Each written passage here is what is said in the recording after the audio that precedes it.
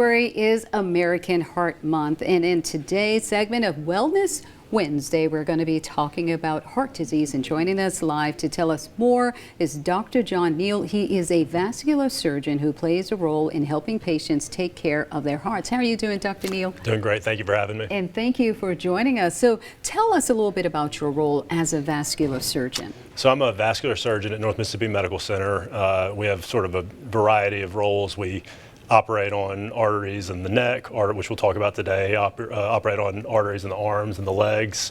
We have both an open surgical practice as well as an endovascular, a cath lab practice. Very diverse practice and sort of all arteries all over the body. Now, when it comes to your specialty, it's everything dealing with the arteries. Tell us a little bit about some of the patients that you see, and what is it that you are seeing? So, I mean, we see patients who have disease in the arteries in their legs frequently. They'll have symptoms in their legs, whether it's pain walking, pain at rest, and that's due to buildup of plaque in the arteries in the legs. And then also patients who have disease in the arteries in their neck, which puts them at increased risk of having a stroke. We call that carotid artery disease. And when it comes to carotid artery disease, are you seeing an increase in that?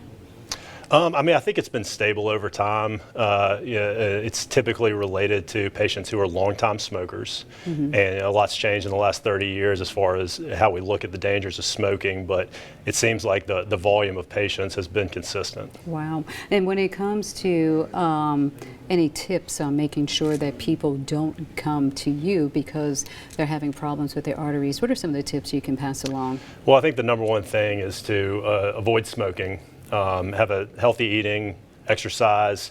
Patients who do have known arterial disease, patients who are at increased risk should be on an antiplatelet medication. Aspirin is typically what we prescribe. And then a cholesterol medication. The primary class of cholesterol medications are the statins. Oh, the statins, okay. Now when it comes to aspirin, I mean, there has been a little bit of studies out there like, oh, you should take an aspirin, like a low dose aspirin a day to be able to try to keep your heart healthy. Then a lot of people are saying that it doesn't work. How has it worked for your patients when it comes to aspirin? Well, I think for our patients who have carotid artery disease, it stabilizes the disease. It helps prevent it from worsening.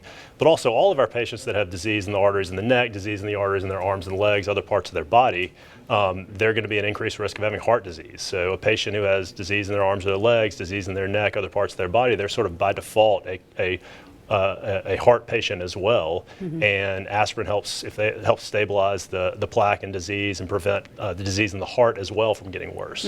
Now, as you know, heart disease is the number one. They say silent killer, especially among women. What should women look for? What kind of symptoms? Well, I think chest pain would be one primarily, and then so heart attack, chest pain, whether that's at rest or with exertion, and then also disease in the carotid arteries and the arteries of the neck can put you at increased risk of stroke. And the signs of stroke would be weakness on one side of the body, difficulty speaking, drooping of the face from on one side, or blindness in one eye or the other. Wow. All right. Well, thank you so much there, Dr. Neal, for sharing your expertise with us. Thank you for having me.